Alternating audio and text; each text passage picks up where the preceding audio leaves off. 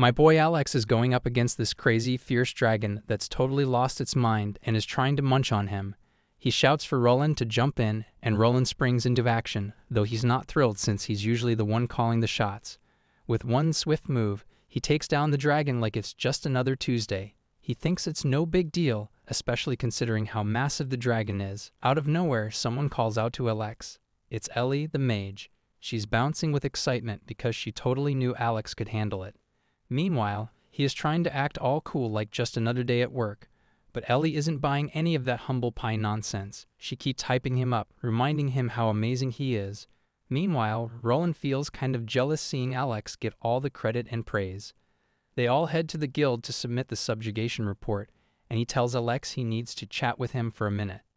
He says he doesn't have many attack skills, so he's not really cut out for an S-class party like Alex. Then he drops the bombshell, asking Alex to leave. Alex is really thrown off by everything happening all of a sudden. Roland tells him to shut it, asking if he really doesn't get it. He just snaps that Alex is too slow, can't dodge enemy attacks, and isn't any good at taking advantage of weaknesses. He calls Alex a stupid burden. Alex admits he's just a paladin meant to draw in enemies and asks if Roland is cool with that. Roland just brushes him off, saying he totally sucks and is basically just a decoy. He claims they'll take out the enemies before they can hit them, and if they do get hit, the priest can just heal them up. He drops the bomb that they don't even need a tank. Alex tries to mention he has other roles and what Ellie thinks about it, but Roland replies that she agrees with him. Then he drops an even bigger shocker. He reveals that he and Ellie have been together for a long time, and she never told Alex. Alex is really taken aback, but Roland just tells him he's been annoying from the start. He suggests that Alex shouldn't force himself into their group just because they're childhood friends. Hearing that feels like an ultimatum to Alex. Meanwhile, Roland, as the party leader, insists that this is his decision as the hero. They don't need a tank. Ellie and the others back him up on it too. Alex gets it and decides to bail. He tries to give Roland a heads up, but Roland brushes him off, saying he's just being loud. In the end, he gets kicked out of the party and is told to scram. As Alex heads down the stairs, Ellie spots him and asks where he's off to and if they're still having lunch together. Seeing her makes him think that Roland has also been paying attention to her. He tells Ellie he's all good, then goes to say goodbye, leaving her totally puzzled about what he even means. Now that he's out in town, he can't help but think it's kinda annoying that he keeps running into the same crowd at every party. He didn't even realize his childhood friends were dating. If he tries to hit up another party, he might mess things up again with his awkwardness. It's a bit exhausting, honestly. Still, he heads over to the guild where a girl is totally confused that he just ditched the party. She asks if he's the only one and where Ellie is, but he's solo. She's thinking there's no way that's right, considering Ellie and him. But she shakes off those thoughts since she's just a guild employee and doesn't want to dive too deep. She tells him that if he wants, they'll totally back his new start. By the way, she's Tabitha and throws out that she'd be down to be his guide. She welcomes him into the Adventurers Guild, and he totally vibes with her. She asks what kind of job he's looking for, and he starts thinking. After all those battles, he figures he should take it easy for a bit. So he asks her if there are any good gigs that let him stay away from people. She says to hang on for a sec while she thinks about some jobs that fit the bill. Then a light bulb goes off for her, and she calls him over with a smile, saying she's got the perfect option. She tells him there's this huge area of land he can explore at his own pace, and the best part, he gets to keep whatever he develops there. As she's pushing him on it, he's feeling a bit suspicious. She asks if he's never heard of land being a reward before, but that's not really the main issue for him. Honestly, it just seems too good to be true. The guilds have tried to develop it before, but all the farmers took off because of a monster showing up. Tabitha thinks that with him being an S-class adventurer and a paladin, he has nothing to worry about. She wants to know what he thinks and if he'd be up for the job. He starts realizing that working on land means facing monsters all the time. Plus, it's a risky area, and the client is probably the local lord. He knows it's a tough and slow job, but he figures it might be just right for a paladin. He could protect the nearby villages or just kick back and explore a bit. He gets it and is totally on board with the job, asking if the place is super far. She lights up and says how much she appreciates him for always coming through. She mentions that, yeah, it is a bit of a trek, but the guild has set up a teleportation to make it easier. As they head out, he notices that the room looks a little different since the guild usually doesn't use it much. As they reach the magic circle, Tabitha starts to freak out a bit, warning Alex not to wander off since the spell is on the ground. Now that she's set up the teleportation, the rest is on him. He tells her he's ready to go. She gets it and reminds him to step into the magic circle since the teleportation is about to kick off. She adds that they'll send over food and other stuff later. Just as the teleportation starts, Tabatha tells him to take care. As my boy arrives at his destination and looks around, he realizes he's inside a hut. It's pretty clear the farmers have taken off, and there's a monster lurking nearby that he can feel. Out of nowhere, something strikes, and he barely dodges it just in time. Finally, the monster shows itself, and it's furious that humans are intruding again. My boy gets up and sees this strange creature, wondering if it's got what it takes to fight. The monster starts hurling insults, questioning if he's just a coward who can only defend. It reminds him of that jerk Roland, so my boy decides to prove it wrong. He unleashes a powerful Holy Cross attack that completely slices the monster in half. He can't believe he actually defeated it as it turns to ashes. Suddenly, an echo jumps in, saying that whoever beats the Demon King Namon's servant gets some cool extra skills. So now my boy's gonna be granted one. He learns about this skill called Slave Release, which he's never heard of before. What it does is set one slave free and summons them to fight alongside him. He can only use it once a week, and the echo advises him to use it to protect people. It tells him to look out for those who have been freed. Alex recognizes that voice in light. It's the same vibe he felt when he became a paladin. Realizing that somewhere out there, someone is still suffering as a slave, he figures it's worth a shot to use that skill. He activates his slave release skill, and out pops this girl with huge assets from the magic circle, looking totally lost. My guy glances at her, and she's an absolute knockout, wearing clothes that leave little to the imagination. While he's trying to figure things out, the chick asks if he's her new master. Alex is super confused about being an elf who's actually pretty awesome. He spots a chain and a slave mark, and it hits him that summoning her was really a thing. When she sees the sword he's carrying, she freaks out, starts apologizing, and begs him not to hurt her.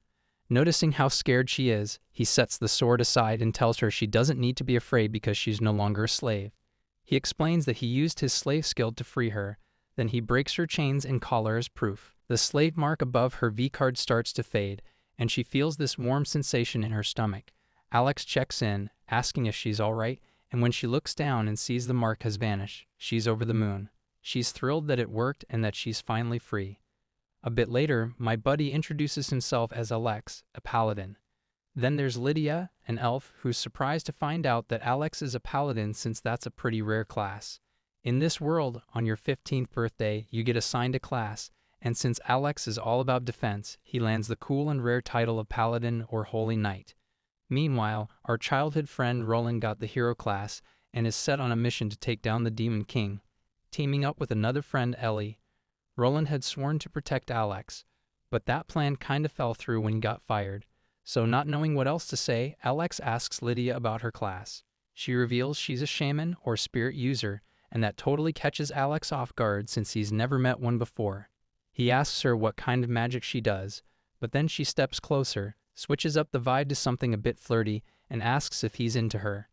It really makes her day. Seeing all this, he brushes it off and says he needs to check out the situation outside, telling her to show him some magic while they're at it. That idea lights her up, but as soon as she peeks outside, she's taken aback and calls out to Alex. When he sees it, he's totally shocked to find himself in the middle of a barren wasteland with no sign of life at all. It blows his mind that Tabatha had expected him to develop this land. Lydia can't believe it either. They're staring at this wild, empty space. Curious, he heads over to check out the farming equipment and realizes he never expected to find such a massive piece of land. He starts to wonder how he'll explore the whole place on his own. Lydia jumps in and says she thinks she can help.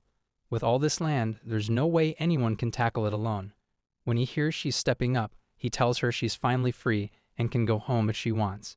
But Lydia just responds that even if she wanted to leave, she has no clue where she is.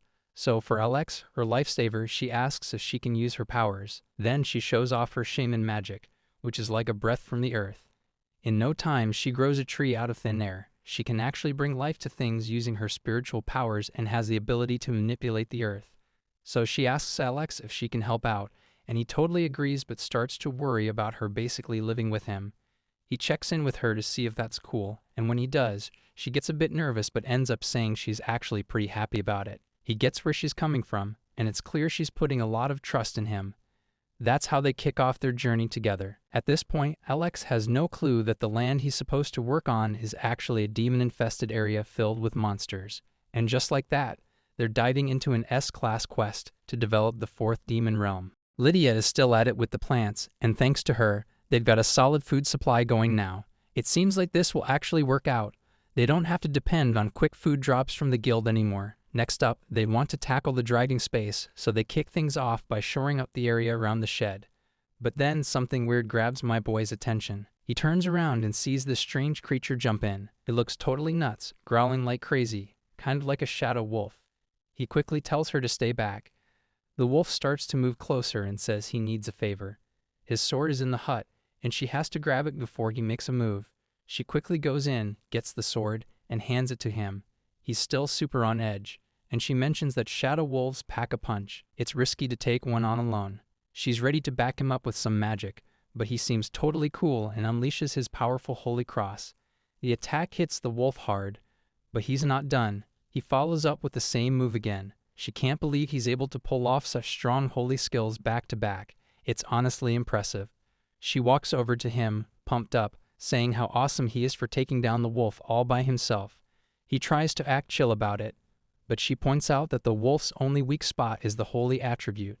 These creatures are known to be pure chaos on their own, but he's got experience dealing with monsters like these every day. Still, when you're trying to develop an area, getting attacked is the last thing you want. To avoid that, they should really beef up the area around the house. He grabs his gear, thinking he just needs to dig some dirt and build a wall with stones, but she insists on taking care of it. He says he can't just leave all the work to her, though. She suddenly mentions that she's a shaman and can even control the earth. Out of nowhere, the ground starts rumbling and rocks begin to float up. The dirt around the house gets all dug up, and stones are lifting into the air. He starts to wonder if she's planning to use magic to make the pit and the wall, but then she looks like she's losing it. Her legs start shaking, and it's clear she's running out of strength. He jumps in to catch her before she falls. She apologizes, saying she doesn't have enough magical power. Suddenly, he feels this warm rush inside him. It's his paladin skill kicking in. He can share his magic with anyone he touches, so he activates his ability to share magic and lends her some of his power. She can feel his magical energy flowing into her, and with that, she gets back on her feet and works her magic again without any issues. He's taken aback as the wall starts to take shape, little by little. Before long, the whole thing is finished, completely surrounding the house. He's grateful since she saved them a bunch of time. He checks in to see if she's okay, knowing she's already used a lot of her own magic. Offering her a hand, he tells her it's time to move. She thanks him, and he brushes it off, saying he's always ready to share his magic. It wraps around her, making her feel all warm inside. He reminisces about the good old days. His childhood friend could cast spells too, but back then, they'd often end up collapsing from running out of magical energy. Those memories feel like ages ago. Curiosity gets the better of her, and she asks if that friend was a guy or a girl. When he tells her it was a girl, she lets out a laugh that's a bit too sneaky. It's clear she's trying to hold back jealousy, but then suddenly snaps at him. He's left confused about what's got her so worked up.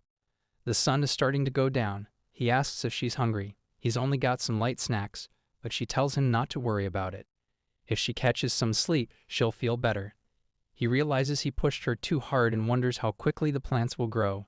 Luckily, the guild is backing them up, but she can't sleep. She feels really cold and asks if they can cuddle up together. The next morning, he wakes up to the sun shining on his face, and when he glances over, he's totally surprised to find himself sharing a bed with Lydia. He calls her name, waking her up, and she sits up, greeting him. She starts sneezing, and he checks if she's okay. Figuring she's snuggled up to him for warmth, he decides he needs to ask the guild for some clothes. He notices they got a stash from the guild too, and they're both amazed by what's in there. There are food ingredients, basic tools, some household stuff, and even men's clothes. Plus, there's flour, butter, and some plants for growing. When she looks outside, she sees the plants have already produced some fruits. If they mix that with the ingredients, they could whip up some awesome dishes. She asks if she can sort out the ingredients, and he gives her the go-ahead. He decides to fix up the shed since a monster broke the door. Once he's done, they figure it's time for lunch, and she's super excited to whip something up. He grabs his tools and heads outside, but he's still got a lot on his mind about her. It's going to take a bit more time to make things safe, so he decides to explore the area around the house. He spots where the previous owner tried to start a little farm, but when he tries to dig, it turns out the dirt is way harder than he thought. He realizes he'll need to be patient or maybe ask someone for help. Looking around at the land, he only sees endless space with no water sources or anything. He's scratching his head, wondering how to set up a development base in a place like this. As he glances outside again, he spots this massive monster that looks like a giant walking tree. Realizing there are still monsters roaming around, he takes a deep breath. Just as he's getting ready to attack, the monster suddenly freezes and bolts like it just had a near-death experience. He decides it's time to head back. She's totally focused, like she's in the zone with her dishwashing, and he's blown away to see her conjuring water with magic. She's already whipped up some food too, pancakes for him, and she even set the table. When he takes a bite, they're super tasty, and that garnish? Way too good to be just fruit. She compliments him on all his hard work, and thinking he might be worn out, suggests he take a shower. When he hears that, he wonders if she'll have enough magic left. She tells him it's doable if he helps out, but he has to join in. He's totally caught off guard, thinking they have to touch each other physically. She tenses up a bit, but says she's cool with it as long as he is, especially since he's helped her a lot. She's okay with it, but he still looks unsure. She stands up and tries to calm him down, telling him it'll be fine, even if she's a former slave. He's still stressing, feeling like it's not cool to act nervous before getting in the water. But in the end, they both end up in the bath together. He swears he won't peek. She starts using her magic to summon water and grabs his hand to tap into his magical energy. Soon enough, they're both enjoying a nice cool shower together. She can feel the water flowing nicely, while he thinks it's torture, but in a fun way. Out of nowhere, her foot slips, and she ends up falling right into his arms. They both totally freak out. She quickly says sorry, insisting it was a total slip. He kind of brushes it off for the moment. She instantly pulls away. Meanwhile, he's looking off to the side, acting all shy. Then the shower wraps up. He thinks to himself that next time, he should definitely ask the guild for some new clothes. He apologizes for her having to borrow his clothes, but she insists it's no big deal. Out of nowhere, a magic circle pops up above his head. When she glances at it, she realizes it's Tabitha checking if he got the supplies. He replies that he did and thanks her. Then Tabitha asks if he needs anything else. He throws her for a loop by asking for some women's clothes, leaving her totally baffled. Tabitha is totally thrown off by the fact that he needs a woman's clothing. It's like he's so eager for a woman that he might as well want to wear it himself. He tries to brush it off though. She asks if he doesn't want something to eat, like bread or pasta. But he's good, saying he already enjoyed some yummy pancakes earlier. Then she starts suggesting sweet treats like cakes or fresh fruits. He assures her it's all good, mentioning he had some apples too. She figures he can find fruits there, but she remembers hearing it's a tough place to be.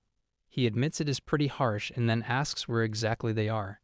So she drops the bomb that they're in a place ruled by demons, the fourth demon realm, no less.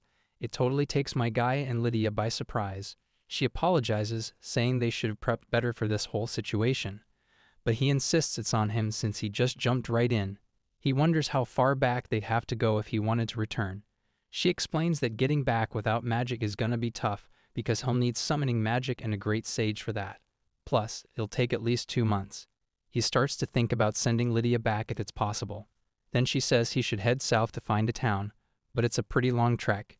As soon as he hears there's a city, he starts contemplating whether it's safe to start checking it out in that direction. She mentions she's not saying it because he can't go home, and that someone, actually a woman, offered to help him. She's thinking about sending her over, but Lydia reacts to the idea. He asks what's up, and when he sees her, his eyes fill with tears, and he looks really flustered. He gets it and says the land isn't ready for more people yet, but he'll ask her again later. She wonders if that's really fine, and he reassures her that the place isn't quite set for it. Then he walks over to Lydia and says it'll just be the two of them for now as they work on developing the area. She gets super happy about that because first, they need to expand the field. They decided to take it easy for the rest of the day. My boy asked Lydia how long this would go on, and she said it was a bit chilly right now. Then she asked if she could sleep with him again that night. He figured it was because of the clothes and realized he should have asked for a better blanket. So he offered her one, which touched her a little. After that, she went to sleep. He was worried about how Lydia was doing, so he passed on bringing more people along. But looking at the tough soil, he actually thought it might be helpful to have someone with skills or extra hands. Like a blacksmith who could make strong farm tools or a farmer who knows their stuff about agriculture. He decides he'll talk to her and ask again later. The next morning in town, Tabitha points out that he seems surprisingly okay, and he doesn't seem to be struggling with food, which makes Ellie feel relieved. Still, she can't shake off the thought that being in the demon realm is risky without a wizard around. She wonders why he bailed on the party by himself. It's hard for her to imagine a party without him. Tabitha warns her that heading to his place could be dangerous right now, but that really gets under Ellie's skin. Tabitha tries to get through to her, saying he's a bit of a wild card, like a hungry wolf. Then, out of nowhere, that brat Roland pops in, asking Ellie what she's up to. He reminds her it's their new party's first quest, and tells her she should get a move on and head to the dungeon. When Ellie hears they're going to check out that dungeon, she snaps back that it's not going to work since Alex isn't around.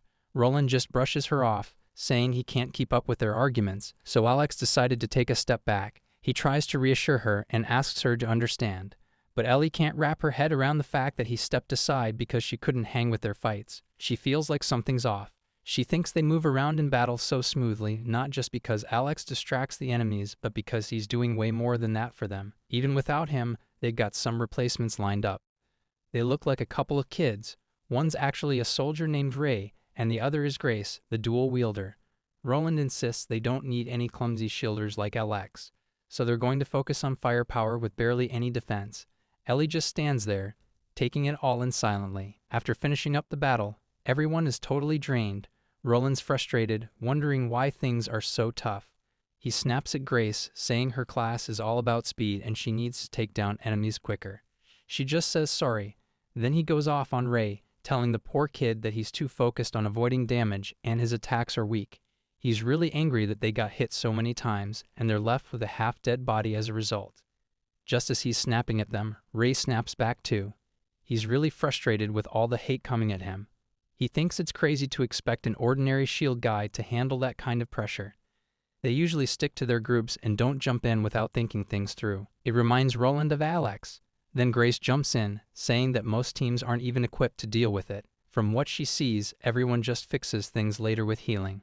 She then asks Roland what he's been up to, wondering if he hasn't figured out a way to manage it himself. That thought brings Alex to mind, and he realizes it all ties back to him. He clenches his teeth, unable to contain his anger, and starts venting. He tells everyone they're just pointing fingers at each other because of their own weaknesses. With that, he tells the kids to get lost. Grace replies that's exactly what they plan to do. She calls out to Ellie, giving her some last-minute advice. She tells her to just roll with it and take things lightly. Staying with him like this could get tricky, and she suggests Ellie should really think about her future.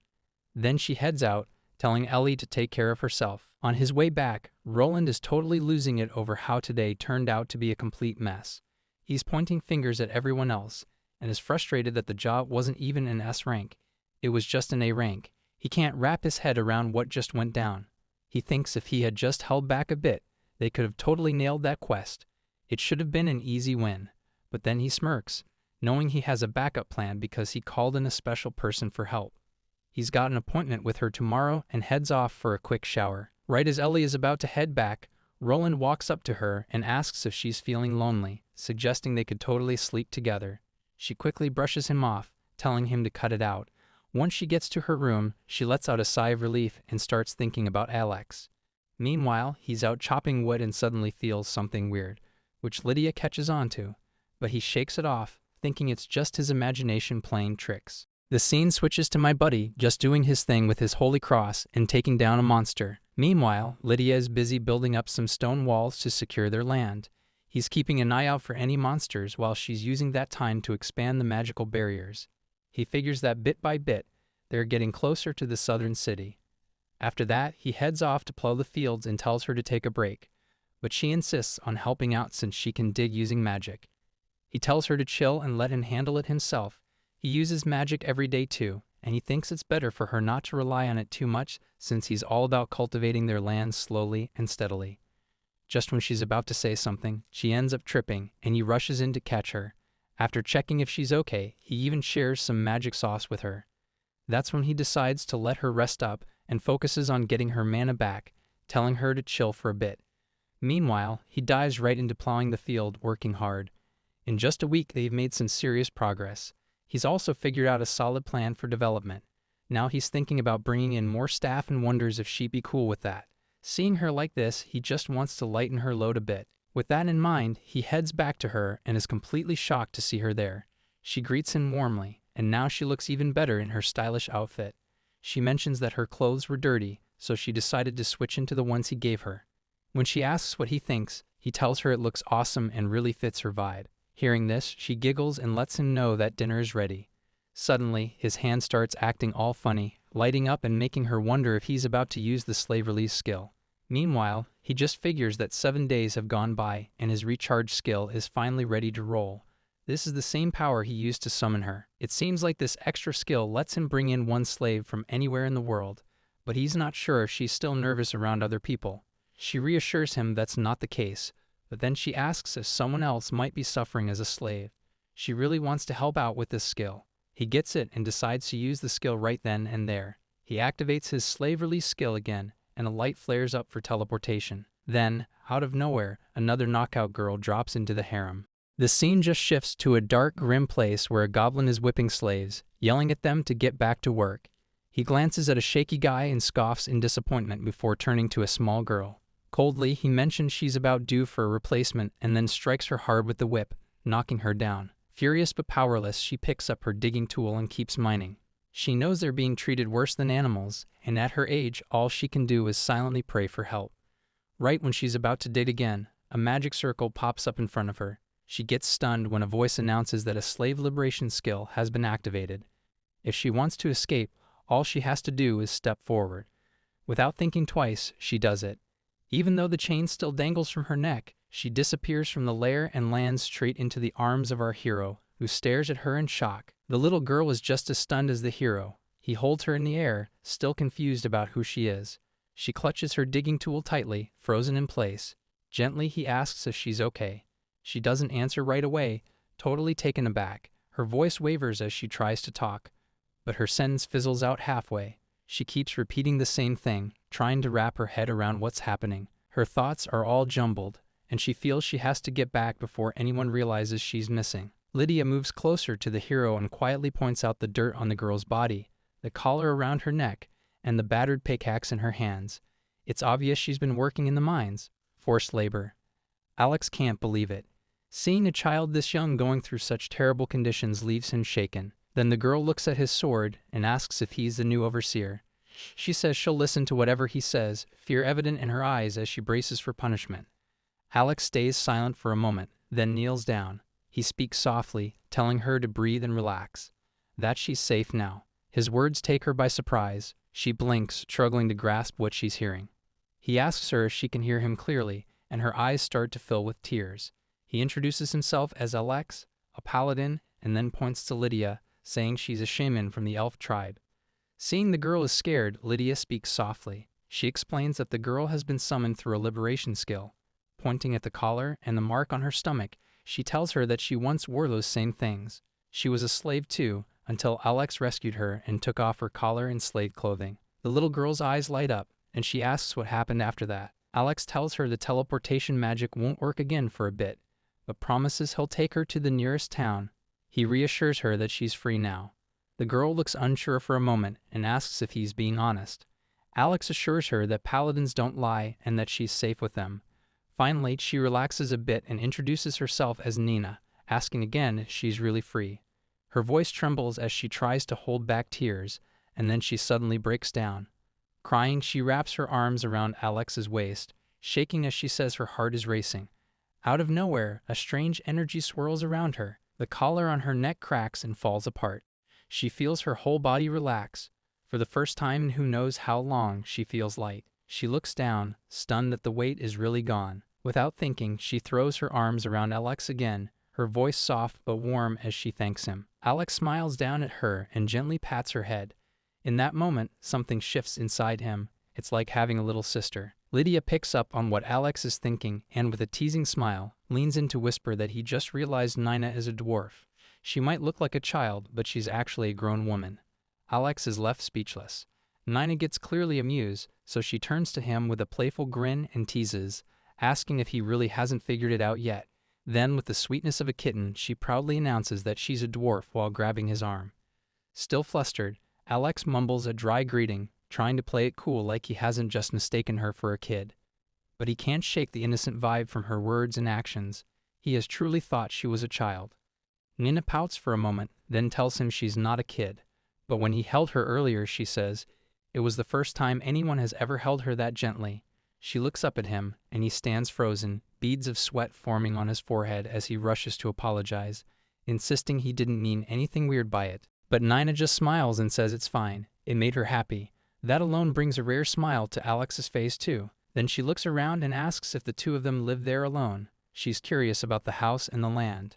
Alex confirms they do, explaining they're working on developing the area. Before he can say more, Nina lights up and claps her hands, declaring she has made up her mind. She joyfully announces she's going to help them with the settlement too. That catches Alex off guard. He isn't expecting her to offer help. But she insists that since he saved her, he's now her benefactor, and she wants to repay him in some way. Alex appreciates that thought. Then a light bulb goes off in his head. They've been planning to ask the guild for extra hands anyway. Maybe this works out better than he thought. Before he can say anything else, Nina says she'll do anything, absolutely anything he asks. That makes Alex hesitate for a moment. He asks if she can cook. Nina grins back and cheekily replies that she's better at eating than cooking. Just the thought of her taking over the kitchen makes Lydia visibly uneasy. Trying a different angle, Alex asks if she can use holy attribute attacks. Nina just tilts her head, clearly not getting what he means. He follows up with her about whether she has ever worked on a farm. She hesitates, unsure, but thinks the term might have something to do with harvesting. When it hits her that she doesn't really have a clear answer, she starts to panic a little. With her brows scrunched and eyes wide, she finally blurts out that she can do blacksmithing. That surprises both Alex and Lydia. They definitely haven't seen that coming. Alex is surprised and a bit cheerful when he asks if Nina is really a blacksmith. Nina, all excited, confirms it and explains that she can use something called blacksmithing magic. Our hero starts to wonder if that's a special skill or something. She quickly adds that she doesn't actually get to use it because of her slave mark, but she's got the knack for it deep down. Then she heads out looking for some good materials to work her magic. She asks Alex if she can go outside to search for some stuff, and he's totally cool with it. Once outside, Alex spots a broken sword, and Nina immediately declares it perfect. He points out that the sword is covered in rust and asks what she plans to do with it. Without answering, she just puts it in front of him, turns around, and tells him to watch her work her magic. She lifts her arm and channels her magic around the sword, transforming it into a little pot. Both Alex and Lydia are blown away as they watch the sword change shape. Nina explains that as long as she has a base material, she can create tools, enhance weapons, and even detect ores. This just makes Alex and Lydia even more impressed. Lydia grabs her hand, excitedly asking if that means they can cook with a pot instead of just a frying pan. She's so grateful that she hugs Nina, who laughs happily. Alex feels bad for making things rough for Nina. He promises that next time he asks for supplies from Tabitha, he'll check what they actually need first. Lydia reassures him that it's all good. As long as they have materials, Nina could even build houses. Nina chimes in, saying if they need anything, they should just let her know. Alex admits their problem is that they don't have enough materials. They can gather wood, but they're low on iron.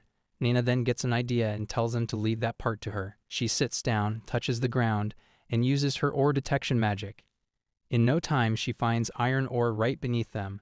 She mentions that at this depth, they should be able to mine it. Alex can't believe it. Then she looks at the walls and asks if they have prepared the area. Alex glances at Lydia and says it's mostly her doing. But Lydia disagrees, saying it's actually because Alex shares his mana and keeps them safe from monsters. Nina asks if there are monsters around, and they explain that just beyond the wall is a habitat for shadow wolves. She's shocked to hear that, knowing those beasts are disaster class. Lydia adds that even though that's true, Alex takes them out with ease. Nina looks at Alex in disbelief, clearly thinking he's amazing. Excited, she declares she wants to see a shadow wolf too, and asks if there are any nearby. Alex tells her to look in the distance. She might spot one. She quickly grabs him and tries to lift herself up, but Lydia looks annoyed watching them. Despite that, Nina tries to peer over the wall and says she still can't see anything. So Alex gently puts her down and suggests she hop on his back instead. As he hopped on her back, he asked how the view was. She was super excited about the height and eagerly checked out the scene over the wall. When she spotted the pitch-black wolf in the distance, she was shocked. How on earth could Alex take down something like that? Our hero kept his cool, brushing it off like it was no big deal. He told her not to lean out too far and to be careful. But she insisted she was fine and just wanted to enjoy the view a bit longer. Feeling a bit awkward, he glanced around and caught her looking down at him, curious about what was up. That sweeping view made him sweat. He quickly jumped down, saying he wouldn't explain but threw in an apology. Nina was left feeling confused, not really sure what had just happened. Meanwhile, Lydia had been quietly watching them. With a cheerful smile, she stepped in and said it was all good, suggesting they head back. Later that night, while Lydia was brushing Nina's hair, Nina thanked her for the meal and everything else. Lydia waved it off, acting like it was no big deal, and apologized for the simple dinner. She promised that with the pot, she could whip up a bigger meal tomorrow. They both started laughing and having a great time while our hero watched quietly. He commented that they seemed just like sisters. Lydia asked if he was serious, and he said he was just glad to see all three of them getting along so well. But then, a feeling crept in. He started to feel a little cramped in their current space. Nina asked if that was true, while Lydia said she didn't mind at all. Compared to the awful conditions she faced as a slave, this already felt like a step up. Nina agreed. Our hero still wanted to find them a better place. That's when Nina jumped in, saying she could help. If they had enough materials, she could even build a house. She mentioned that making beds would be easy too. That made our hero smile, and he patted her head, saying he'd count on her. Nina lit up with joy. Then Lydia announced that tomorrow they'd start working on bedding. Our hero said he'd handle the woodcutting, and Nina was totally excited to help. Just as they settled their plans for tomorrow, Lydia brought up a question. Where was Nina going to sleep on her first night? Our hero started sweating, realizing they really needed to figure that out. Nina casually said she'd sleep with Alex. Lydia immediately shot back, saying no way, she'd be the one sleeping with Alex. Our hero could only sigh and wave them off, telling them to cut it out. Deep down, though, he felt like he was living the dream. In the morning, they gathered to kick off a civilized lifestyle. Calmly, our guy lays out the day's plan. He'll handle the wood for bedding, Lydia will take care of the field, and Nina's on ore mining duty. The girls nod and are ready to dive in. He grabs his axe and heads toward the trees, chopping steadily. Once he fells a tree, he wipes the sweat from his brow, thinking this should be enough. Then, without a hitch, he lifts the trunk onto his shoulders and keeps gathering more wood. Meanwhile, Lydia's already hard at work in the field. When he sees her digging, he joins in, sinking his hands into the soil next to hers. He shares how even barren land can improve with regular digging and water, emphasizing that soil needs patience, not just muscle. Lydia watches him with admiration, noting how the soil is getting finer. His practical skills and calm take on the land really impress her. As they work, she brings up fertilizer, saying they'll need some soon, and wonders if food scraps might work. He shrugs, thinking it could be a good idea. Curious about Nina, he asks how she's doing. Lydia tells him Nina was super pumped, wanting to repay the food she got, and rushed off to mine ore. He thinks he'll check on her later. As he turns to leave, Lydia calls out to him. He stops and glances back. She hesitates for a second, then asks if he plans to use his slave liberation skill as soon as it's available again. Her question makes him stop and think. He finally admits he's been reevaluating things. He explains he was rushing earlier, driven by the urge to help. But now he realizes that even if he frees people, they can't just return home right away. They'd have to stick around, and that would only lead to a different kind of struggle. He looks at her and mentions he's already placed that burden on her and Nina since they were the first he freed. Lydia shakes her head, insisting it's not a burden. Still, he goes on, saying he wants to focus on developing their place first. Only then can he really help those he frees. Listening to him, Lydia seems impressed and says it's just like him to make such a kind and thoughtful decision. She opens up a bit, admitting she doesn't feel burdened at all, which feels like a quiet confession. But just as the moment settles, Nina pops up out of nowhere. She grabs his arm, her face lighting up like she's found something amazing. Lydia watches quietly, a flicker of irritation in her eyes as her unspoken words hang in the air, unfinished. Out of the blue, Nina tells him to come check it out. He climbs down, and as soon as he sees it, he's blown away, saying it's incredible, like this huge spiral. Nina explains that this way just feels simpler for her. It's a technique called open pit mining, where you dig up ore from the surface instead of going underground, also known as surface mining. As he takes it all in, it hits him. Nina must have worked in a mine before, probably as a slave. But before he can say anything, Nina casually mentions that she actually enjoyed digging and got so into it she didn't even notice how deep she went. He can't help but admire her quietly, saying that even if she enjoys it, Doing all this by herself is really impressive. Nina laughs, saying she was really focused on it. But more than that, she wanted to be helpful to him, kind of like a little sister wanting to help her big brother. She then shows him the iron ore she collected. His eyes widen like he's seeing something amazing for the first time. Nina stands there proud, saying there might be even more below, but she thought she should come back and share it first. He gives her a pat on the head, praises her for her awesome work, and sincerely thanks her. Just then, Lydia shows up and offers to help carry the ore, bringing along some snacks from the house. She suggests they split the load and carry it in smaller portions, but he insists he can handle the whole crate by himself. Watching him lift it easily impresses Lydia. Sometimes raw strength is all it takes to win hearts without any flashy moves. Even so, neither Lydia nor Nina backs down. They both insist on helping. Lydia grabs the crate with determination, and together with Nina, they give it their best shot. After they stash all the ore in one spot, the three of them plop down on the ground, catching their breath. He looks at the pile and mentions they'll need some proper mining gear soon. Nina, still panting, jokes that she worked up more sweat carrying the ore than while digging. Lydia points out that her clothes are all dirty too, and asks if she wants to take a quick shower. Suddenly, Nina jumps up and says that Lydia must be tired too, so she's fine and just needs to dry off. Without thinking, she starts taking off her clothes. The sudden move leaves both him and Lydia staring in shock. Lydia rushes over to cover her before her brother sees anything he shouldn't. She quickly checks if he caught a glimpse, and he turns away, confirming that he didn't. Lydia sighs and tells Nina to put some clothes on, offering her a towel if she really needs to dry off. Meanwhile, he's still standing there with his back turned and mutters an apology to Lydia. She doesn't get it and calls him a dummy, even though it's clear there's a reason behind it that only she understands. The scene shifts outside, where Lydia is juggling 2 buckets at once. Alex walks up and asks if she wants some help carrying one. She insists it's cool and that she can handle it herself. Alex can't help but wonder what's up with her. She's got this tense look on her face. He watches as she struggles to balance while managing the buckets. It's pretty obvious she's been acting off lately, pushing herself too hard and taking on more than she should. Even while working on his own stuff, he keeps sneaking glances at her.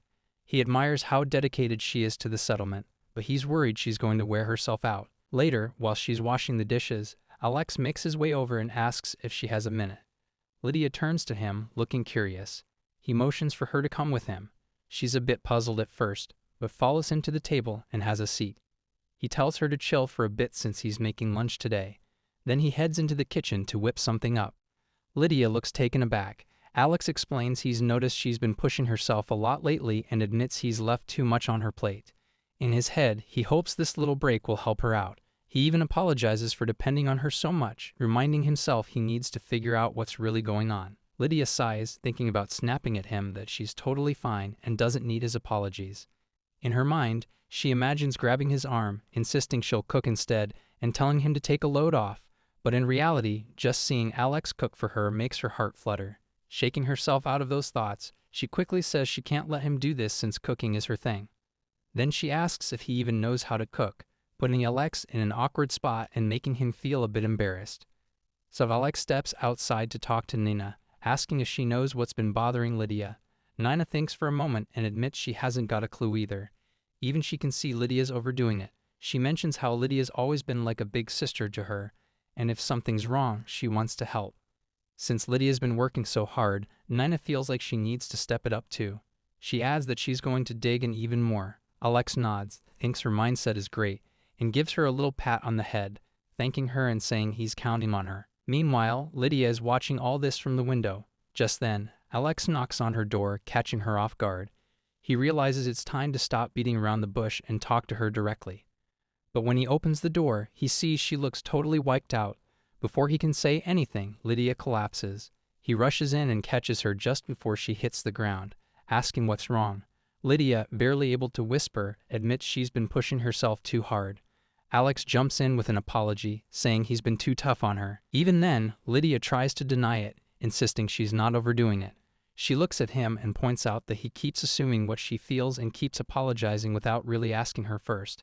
Sitting up, she says she doesn't see herself as some pitiful rescued slave anymore. She wants to be someone Alex can rely on. Then she asks if he still thinks of her as a sad slave.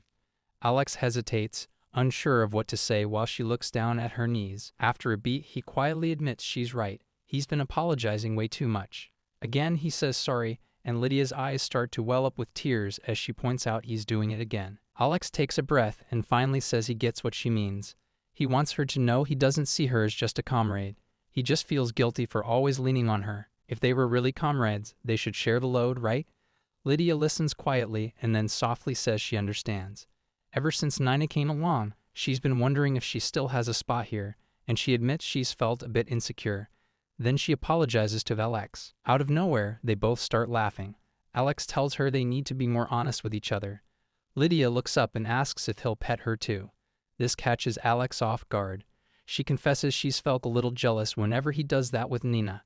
Without missing a beat, Alex reaches out and pets her gently, adding it's an easy request. That makes her smile warmly. She says she should also apologize to Nina. Alex chuckles and says if it's Nina, she's probably just fine. And sure enough, Nina is deep in the cave, mining away with way too much energy. With a powerful swing, she accidentally breaks through a wall in the cave. The hole is big enough to reveal something hidden. She looks up, startled, and wonders what that place could be. The scene is set around the three of them sitting at the table. Nina breaks the quiet, mentioning that she found a cave. Alex reacts like he's caught off guard, repeating the word in surprise. She nods and explains how she didn't stop digging, even when the soil got tougher. Eventually, the ground opened up, revealing something bigger. She adds that she saw some iron down deeper. Alex leans back, taking in what Nina says. They'll definitely need that iron. But he reminds them that the cave is untouched and could hide anything. They need to gear up before heading in. Across the table, Lydia perks up with interest and announces she's going with him. He agrees right away, and her face lights up like she just scored big. Nina watches her with a sly grin, saying she's counting on her and that she's got this. Then Alex shifts the mood. Even if it's just a natural cave, they're in demon territory. There's a good chance something nasty's lurking down there, worse than iron. Nina stays chill, sipping her drink like it's just another regular night. But Alex keeps his focus, saying their plan is to check if it's safe and get a rough idea of the size.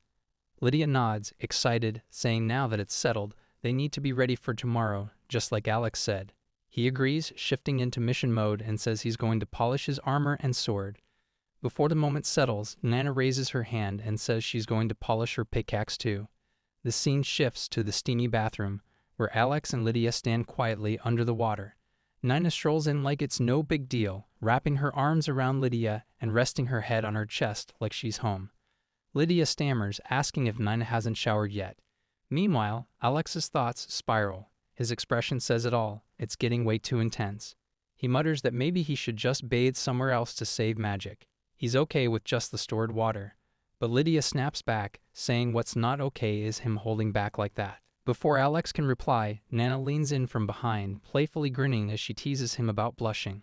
He turns around, obviously flustered, insisting it's not what it looks like, but her gaze drifts down from his face, pausing when she notices his toned torso, a playful spark in her eyes. She blurts out that he looks amazing and calls him ripped. Caught off guard, he shrugs it off, saying he's the party's shield after all. Suddenly, Lydia slips in from behind, wrapping her arms around Nina. She claims it's not like she's doing this out of jealousy or anything. But Nina blinks and tilts her head, teasingly asking if that's really the case. Nina leans into Lydia's warmth, her hand resting near her shoulder, making her think. She mentions how maybe elves and dwarves really do have totally different body types. She checks out Lydia, noticing how tall and graceful she is, with a figure that naturally draws attention.